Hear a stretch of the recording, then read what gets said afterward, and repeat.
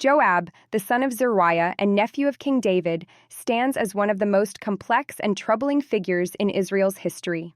As David's captain of the army, Joab was a man of exceptional military skill, courage, and decisiveness. He secured victories, defended the kingdom, and preserved David's throne during times of intense national crisis.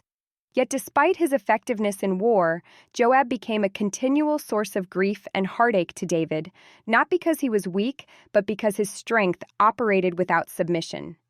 Scripture portrays Joab as a man who could win battles for the king while simultaneously wounding the king's heart. Joab's rise to power began early in David's reign, and from that moment, he became indispensable to the kingdom's survival.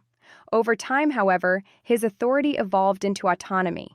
He often acted independently of David's commands, justifying his actions through pragmatism, vengeance, or political calculation.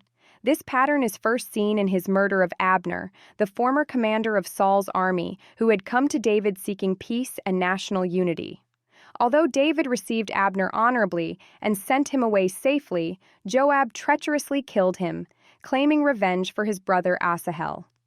This act shattered David's diplomatic efforts and stained his reign with unnecessary bloodshed.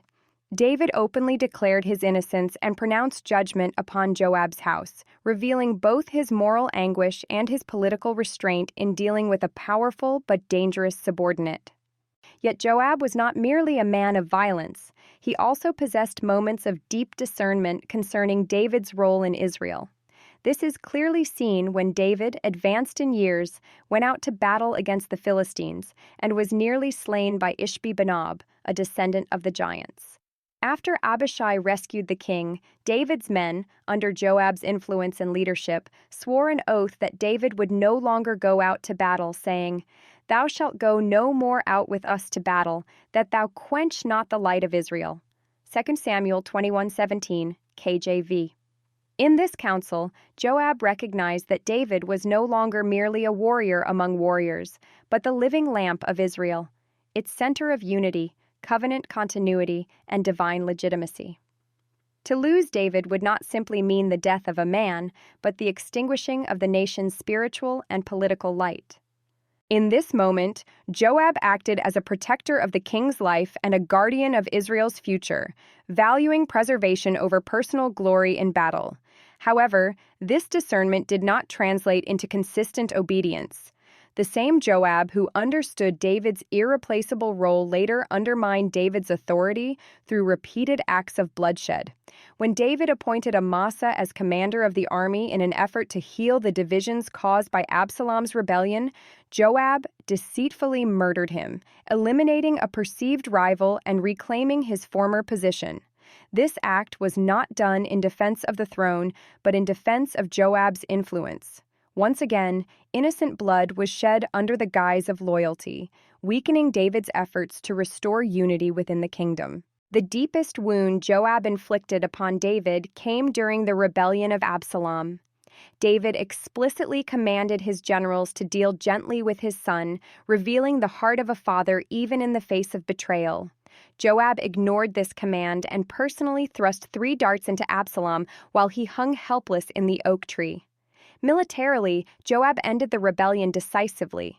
Emotionally and spiritually, he devastated the king. David's anguished cry, "Oh, my son Absalom, my son," reveals the depth of the pain Joab caused by choosing efficiency over obedience and victory over compassion. David won the kingdom, but lost his son. Joab's pattern of overstepping boundaries continued when he harshly rebuked David for mourning Absalom, accusing him of dishonoring his servants and jeopardizing the kingdom. Though Joab's words carried political logic, they were delivered without reverence for the anointed king. Authority had crossed into intimidation, and counsel had become coercion. David yielded outwardly for the sake of national stability, but the relational fracture between king and commander remained unresolved. In David's final years, Joab's true allegiance was fully exposed when he aligned himself with Adonijah's attempt to seize the throne, rejecting Solomon, the divinely appointed successor. This act revealed that Joab's loyalty was not anchored in God's will, but in political structures that preserved his own power. His service to David had always been conditional, governed by control rather than covenant. On his deathbed, David instructed Solomon to deal wisely with Joab and not allow his blood guilt to go unresolved. These final words reveal that although David personally endured Joab's actions for the sake of the kingdom, he never forgot the innocent blood that had been shed under Joab's hand. Justice had been delayed, but it was not denied.